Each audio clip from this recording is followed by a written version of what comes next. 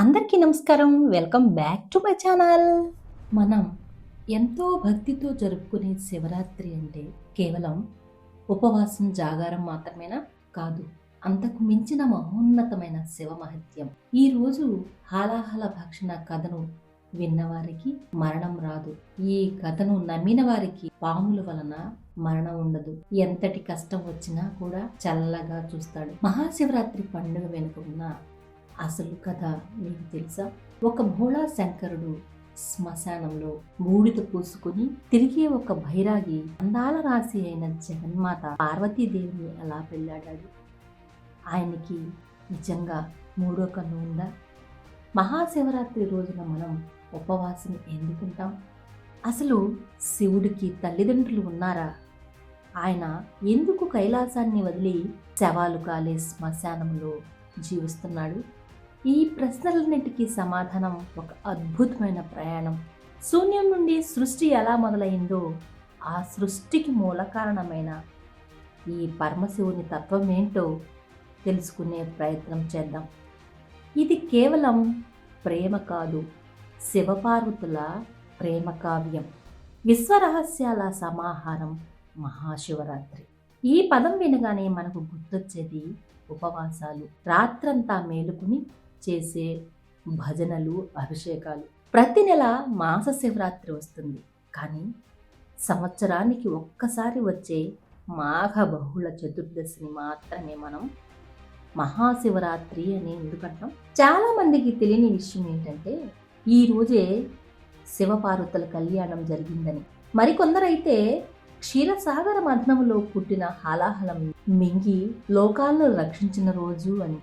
ఇది నిజమే, కానీ ఇంతకంటే బలమైన మహాశివరాత్రికి చెందిన ఒక అద్భుతమైన ఘట్టం ఉంది. మనం రోజు పూజించే శివలింగం వెనుక ఉన్న అసలు కథను తెలుసుకుందామా? ఈ ప్రయాణం మీకు ఖచ్చితంగా నచ్చుతుంది.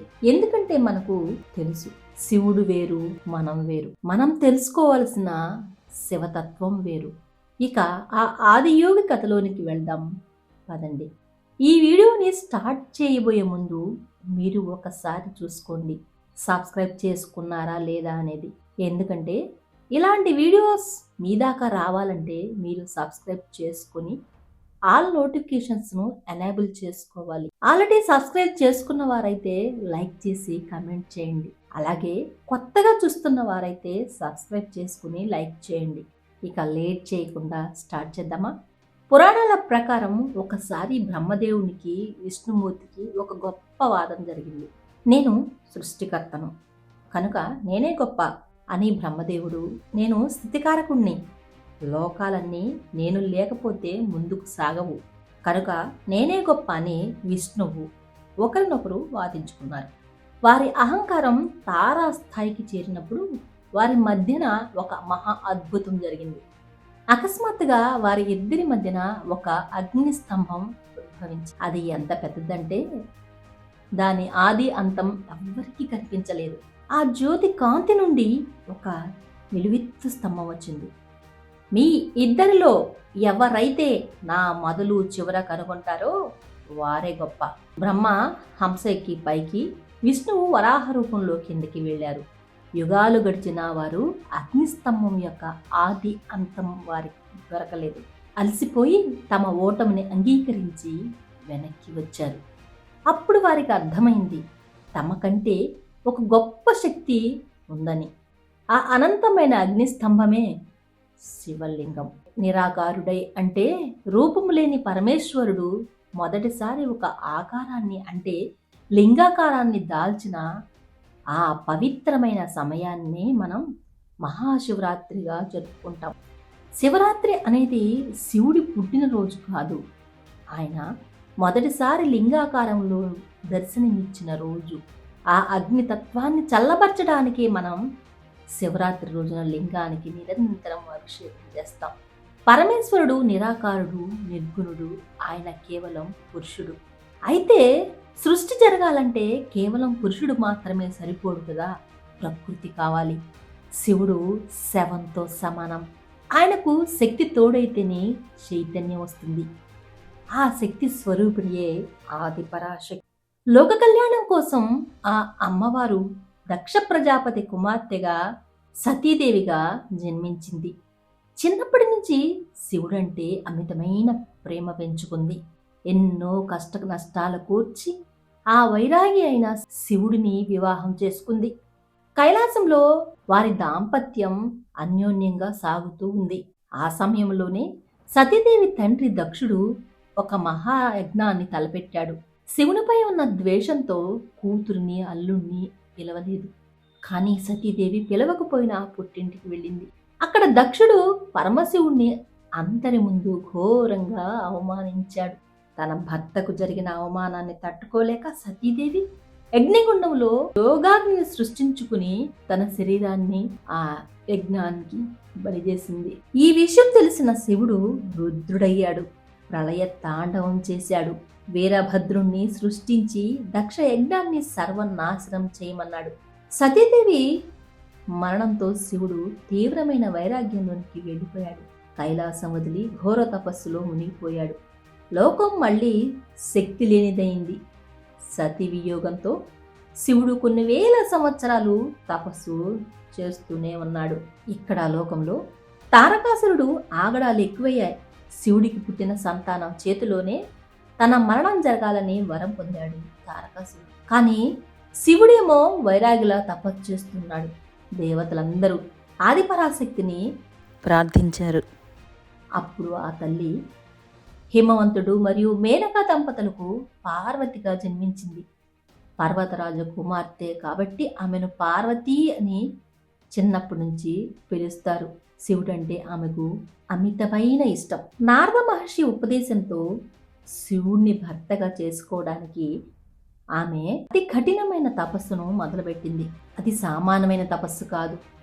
మొదట కందమూలాలు తింటూ, తర్వాత కేవలం నీళ్లు తాగుతూ, ఆ తర్వాత గాలిని మాత్రమే భుజిస్తూ, చివరికి ఎండిన ఆకులు పర్ణములు కూడా తినడం మానేసి అపర్ణగా మారింది ఆ ఆదిపరాశక్తి. ఎండకు ఎండుతూ, వానకు తడుస్తూ, మంచులో గడ్డగడుతూ ఆమె చేసిన తపస్సుకు ముల్లోకాలు కంపించాయి. ఆమె ప్రేమ ముందు, ఆమె పట్టుదల ముందు ఆ పరమశివుడు సైతం కఠినమైన మనస్సును కరిగించుకోక తప్పలేదు. పార్వతి తపస్సుకు మెచ్చిన శివుడు ఆమె ప్రేమ నిజమైనదా కాదా పరీక్షించాలనుకున్నాడు. ఒక వృద్ధ బ్రాహ్మణుడి వేషంలో ఆమె దగ్గరకు వచ్చాడు. ఓ కన్యక, ఎవరి కోసం ఇంత కఠిన తపస్సు చేస్తున్నావు అని అడిగాడు. పార్వతి తన మనసులోని కోరికను చెప్పింది. ఆ శివుడు కోసమా? అతనికి ఇల్లు లేదు, వాకిల్ లేదు, శ్మశానంలో ఉంటాడు, మెడలో పురులు వేసుకుంటాడు, ఒళ్ళంతా బూడిద రాసుకుంటాడు. అతనికి రూపం, లక్షణం ఏమైనా ఉన్నాయా? అలాంటి వాడిని పెళ్లి చేసుకుని ఏం సుఖపడతావు అని శివుడిని నిందించడం మొదలుపెట్టాడు. తన ఇష్టదైవాన్ని నిందిస్తుంటే పార్వతి తట్టుకోలేక వెళ్ళిపోయింది. అప్పుడే శివుడు తన నిజరూప దర్శనం ఇచ్చాడు. పార్వతి, నీ భక్తికి, ప్రేమకు నేను దాసుడయ్యాను. ఈ క్షణం నుండే నేను నీ వాడిని అన్నాడు. ఆ క్షణం ఒక వైరాగి ఒక గృహస్థుడిగా మారటానికి అంగీకరించిన క్షణం. సృష్టి మొత్తం ఆనందంతో పులకించిన క్షణం. దేవతలందరూ కలిసి శివపార్వతుల కళ్యాణానికి ఘనంగా సిద్ధమయ్యారు.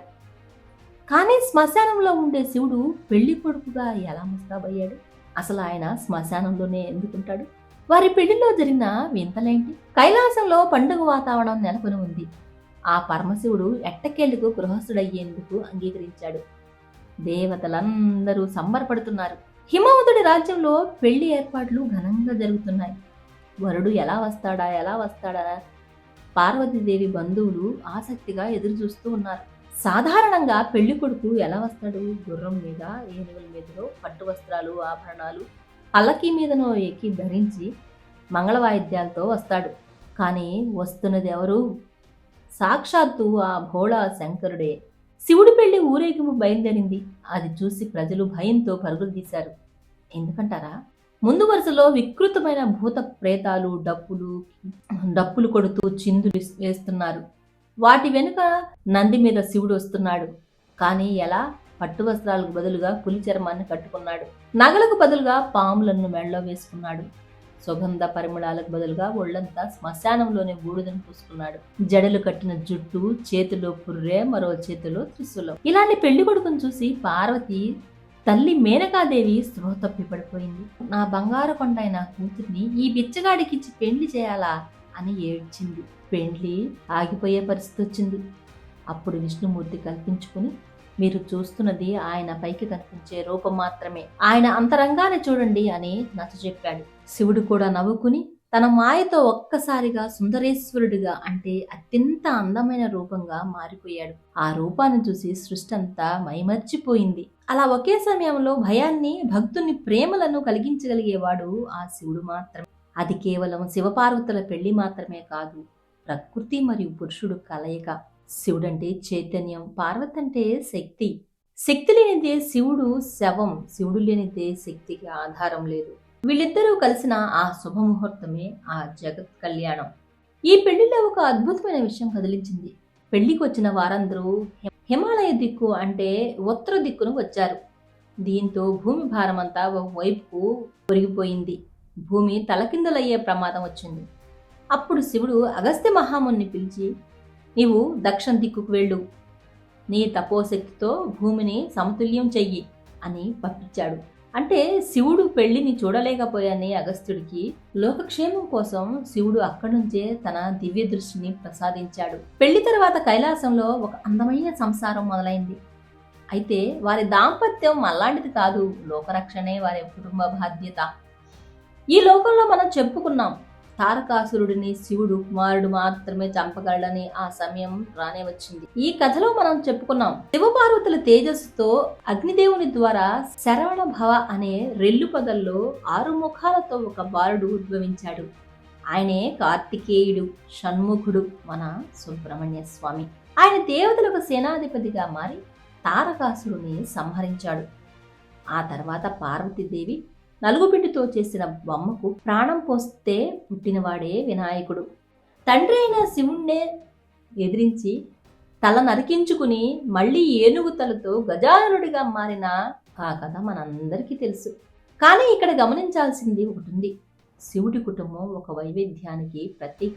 శివుడి వాహనమేమో ఎద్దు, పార్వతి వాహనమేమో సింహం. ఎద్దును సింహం తింటుంది. వినాయకుడి వాహనం ఎలుక, శివుడి మెడలో పాము ఉంటుంది, పాము ఎలుకను తింటుంది. సుబ్రహ్మణ్యుడి వాహనం నెమలి, పాముకు నెమలి శత్రువు. ఇలా ఒకదానికొకటి శత్రువులైన జంతువులన్నీ శివుడి సన్నిధిలో మాత్రం స్నేహంగా ఉంటాయి. ద్వేషం, పగ అనేవి అజ్ఞానానికి గుర్తులు. జ్ఞాన స్వరూపుడైన శివుడి దగ్గర ద్వేషానికి చోటు లేదు అని చెప్పడమే ఈ కుటుంబం వెనుక ఉన్న అంతరార్థం. ఇప్పుడు మీకు ఒక సందేహం రావచ్చు, బంగారు మెడలు లేకపోయినా పర్లేదు, కానీ కనీసం ఒక గుడిసె వేసుకుని ఉండవచ్చు కదా, అందమైన ఆ కైలాస పర్వతాలు ఉన్నాయి కదా, మరి శివుడెందుకు బూడిద వాసన వచ్చే శ్మశానంలో ఎందుకు జీవిస్తున్నాడు? దీని వెనుక ఉన్న నిజం తెలిస్తే మీరు అవాక్కవక్క తప్పదు. శ్మశానం అంటే సమశయనం, అంటే అందరూ సమానంగా పడుకునే ప్రదేశమును అర్థం. నువ్వు రాజువా, పేదవాడివా, అందగాడివా, వికారివా, బెకారివా, ఏది ఏమైనా చివరికి చేరేది అక్కడికి అందరం. అక్కడ అందరూ సమానమే.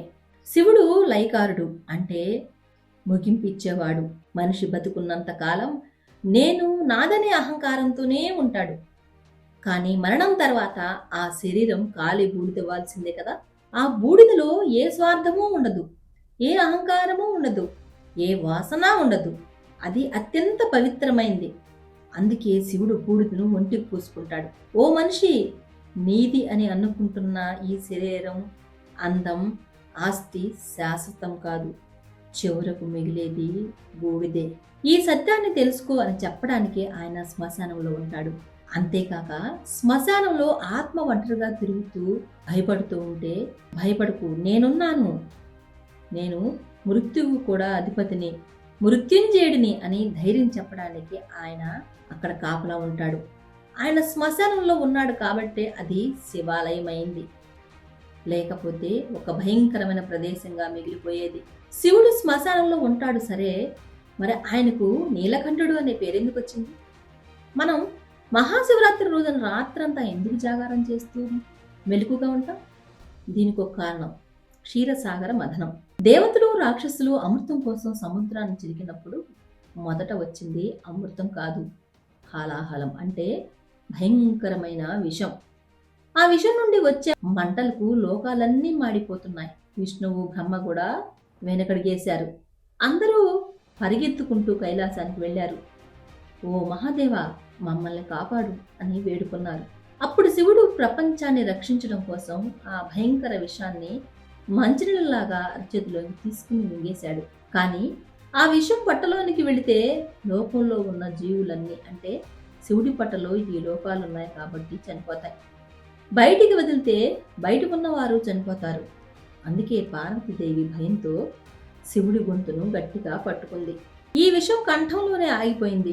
అందుకే ఆయన గొంతు నల్లగా మారి నీలకంఠుడయ్యాడు. శివుడు ఆ విష ప్రభావం వల్ల మూర్చపోకుండా ఉండటానికి దేవతలందరూ ఆ రాత్రంతా ఆయన చుట్టూ చేరి భజనలు, నాట్యాలు చేస్తూ ఆయన్ను మెలకువగా ఉంచారు. ఆ రాత్రే మహాశివరాత్రి. కానీ కేవలం నిద్రపోకుండా ఉంటే సరిపోతుందా? ఉపవాసం ఎందుకు చెయ్యాలి? శివరాత్రి రోజున నక్షత్రాలు స్థితి ఎలా ఉంటుందంటే, సైన్స్ చెప్పే దాని ప్రకారం మానవ శరీరంలో జరిగే మార్పులేంటి, అసలు వాస్తవాలు, సైంటిఫిక్ నిజాలు తెలుసుకుందాం. పురాణాల ప్రకారం హాలహాల మింగిన రోజే శివరాత్రి అని చెప్పుకుంటాం. కానీ మన ఋషులు కేవలం కథల ఆధారంగా పండుగలు నిర్ణయించలేదు. దీని వెనుక ఒక అద్భుతమైన ఖగోళ శాస్త్రం రహస్యం దాగి ఉంది. భూమికి, సూర్యుడికి, చంద్రుడికి మధ్య ఉన్న దూరాన్ని బట్టి మన తిథులు ఏర్పడ్డాయి. ప్రతి నెల వచ్చే శివరాత్రి వేరు, ఈ మహాశివరాత్రి వేరు. ఫిబ్రవరి లేదా మార్చి నెలలో అమావాస్యకు ముందు రోజు ఈ గ్రహాల స్థితిగతులు ఒక ప్రత్యేకమైన రీతిలో ఉంటాయి. ఈ రోజున కేంద్రం యొక్క ఫోర్సు పైదిక్కుగా ప్రవహిస్తుంది. సాధారణంగా మన శక్తి కిందకి లాగబడుతుంది. కానీ ఈ ఒక్క రాత్రి మాత్రం మనలోని శక్తిని వెన్నెముక ద్వారా పైకి ఎగబాకేలా చేస్తుంది. అందుకే ఈ రాత్రి వెన్నెముకను వంచకూడదు, నిటారుగా ఉంచాలి, జాగారం చెయ్యాలి అంటారు. పడుకుంటే ఈ ప్రవాహ శక్తి అడ్డుకట్ట వేసినట్లవుతుంది. అందుకే ఇది దేవుని కోసం చేసే త్యాగం కాదు, మన శరీరం కోసం, మన కోసం ప్రకృతి ఇచ్చే ఒక అద్భుతమైన అవకాశం.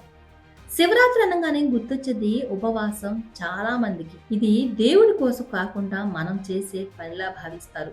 కానీ ఉపవాసం అంటే స్వామికి దగ్గరగా నివసించడం. సైన్స్ పరంగా చూస్తే మన శరీరానికి శక్తి అవసరం. సంవత్సరం పొడవునా తింటూనే ఉంటాం. మన జీర్ణ వ్యవస్థ ఎప్పుడూ పనిచేస్తూనే ఉంటుంది. మహాశివరాత్రి రోజున గ్రహాల స్థితి వల్ల మన శరీరంలో విషతుల్యాలు బయటికి పోవడం చాలా వేగంగా జరుగుతుంది. మనం ఆహారాన్ని తీసుకుంటే మన బాడీలోని శక్తి అంతా దాన్ని అరిగించుకోవడానికే సరిపోతుంది. అదే ఖాళీగా ఉంచితే అదే శక్తి మన మెదడును, మన చైతన్యాన్ని మేల్కొల్పడానికి ఉపయోగపడుతుంది. ఖాళీ కడుపుతో ఉన్నప్పుడు మన ఇంద్రియాలు ఉత్తేజిత భరితమై ఉంటాయి. ధ్యానం చేయడానికి ఇదే సరైన సమయం. అందుకే ఉపవాసం అనేది శరీరాన్ని శుద్ధి చేయడానికి, మనస్సును దేవుని మీద నిలపడానికి ఒక పరికరం మాత్రమే. మనం గుడికి వెళ్లి లింగంపై నీరు పోస్తాం, కానీ శివలింగం ఆకారం వెనుక ఉన్న అసలు రహస్యం మీకు తెలుసా? ప్రపంచంలో ఏ దేవుడికైనా ఒక రూపం ఉంటుంది, మనిషిలాగానో జంతువులాగానో. కానీ శివుడికి మాత్రం లింగమే ఒక రూపం. సంస్కృతంలో లింగం అంటే గుర్తు లేక సంకేతం అని అర్థం. ఈ విశ్వం మొత్తం అండాకారంలో ఉంటుందని ఆధునిక సైన్స్ చెప్తుంది. గెలాక్సీల నుండి చిన్న అణువు వరకు అన్ని ఈ ఎలిపాయిడ్స్ ఆకారం నుండి వచ్చినవే. శివలింగం ఈ అనంత విశ్వానికి ఒక చిన్న నమూనా లాంటిదన్నమాట. మనం లింగానికి అభిషేకం చేస్తున్నప్పుడు మన రాయికి పూజించడం మాత్రమే అనుకుంటాం. కానీ ఈ సృష్టి మొత్తాన్ని, ఆ పంచభూతాలను ఆరాధిస్తున్నామని మనలో చాలా మందికి తెలియదు. శివుడు వేరు, సృష్టి వేరు కాదు, అంతా శివమయమని తెలుసుకోవడమే నిజమైన శివరాత్రి. శివుడి ఫోటో చూడగానే మనకు కనిపించే మరో ప్రత్యేకమైనది మూడవ కన్ను. దీని గురించి ఎన్నో కథలున్నాయి. శివుడి కోపం వస్తే మూడవ కన్ను తెరుస్తాడు, ఎదుటి వారిని భస్మం చేస్తాడు అని. నిజానికి దీని అర్థం మనకు రెండు కళ్ళున్నాయి అని. ఇవి బయట ప్రపంచాన్ని మాత్రమే చూడగలవు. రంగులు, రూపాలు, మనుషులు ఇవన్నీ బయట ఉన్న రెండు కళ్ళు కనిపిస్తాయి. కానీ సత్యాన్ని చూడాలంటే ఆ రెండు కళ్ళు సరిపోవు. అంతర్నేత్రం తెరుచుకోవాలి. అదే జ్ఞానం నేత్రం. ఎప్పుడైతే మనిషికి జ్ఞానం కలుగుతుందో అప్పుడే అజ్ఞానం వెళ్ళిపోయి కామదహనం కాలి బూడిదవుతుంది. మన్మధుడిని శివుడు మూడో కంటితో కాల్చాడు అంటే తనలోని కోపాన్ని, కామాన్ని, కోరికలను జ్ఞానంతో జయించాడని అర్థం. మహాశివరాత్రి సాధనలోని ముఖ్య ఉద్దేశం ఏంటంటే మనలోని రెండు కళ్ళతో లోకాన్ని చూడటం ఆపేసి లోపలికి ప్రవేశించి ఆ జ్ఞాననేత్రాన్ని, అంటే థర్డ్ ఐ లేక పీనియల్ గ్లాండ్ని ఉత్తేజితపరచడం. శివ ప్రయాణం అనంతమైనది. లింగోద్భవం నుండి పార్వతీ కళ్యాణం వరకు, శ్మశాన వైరాగ్యం నుండి జాగారం వెనుక వైపు ఉన్న సైన్స్ వరకు ప్రతిదీ చెప్పినదే సైన్స్ అని నా భావన. ఆఖరిగా ఆది శంకరాచార్యులు వారు చెప్పినట్లు శివోహం అంటే నేనే శివుణ్ణి. శివుడు కైలాసంలో ఎక్కడో లేడు, నీలో నాలో ఈ చరాచర జగత్తులో అంతర్లీనమయ్యాడు. మనలో ఉన్న ప్రాణమే నిశ్శబ్దం, ఆనందం శివుడు. ఈ శివరాత్రి నాడు గుడికి వెళ్లి అభిషేకం చేసి ఒక్క 10 నిమిషాలు కళ్ళు మూసి నిఠారుగా కూర్చొని మీ శ్వాసను గమనించండి. ఓం నమ శివాయ అనే మంత్రాన్ని మనసులో జపించి బయట వెతకటం ఆపి లోపల వెతకటం మొదలెట్టండి. అప్పుడే మీకు నిజమైన శివ దర్శనం అవుతుంది. అందరికీ మహాశివరాత్రి శుభాకాంక్షలు. ఈ వీడియో మీకు నచ్చినట్లయితే ఆ భోళాశంకరుడి ఆశీస్సులు అందరికీ లభించేలా షేర్ చేయండి. Hara Hara Mahadeva Shambho Shankara. Thank you so much అందరికీ ఈ వీడియోని చివరి వరకు చూసినందుకు. ఇంతవరకు చూసి ఇలాగే వెళ్ళిపోతే బాగుంటుందిగా. ఒక లైక్ చేయండి, కామెంట్ చేయండి, అండ్ ఈ వీడియోని మీ ఫ్రెండ్స్కి తెలిసిన వారికి షేర్ చేయండి. నాకు సపోర్ట్ చేయండి. Thanks for watching.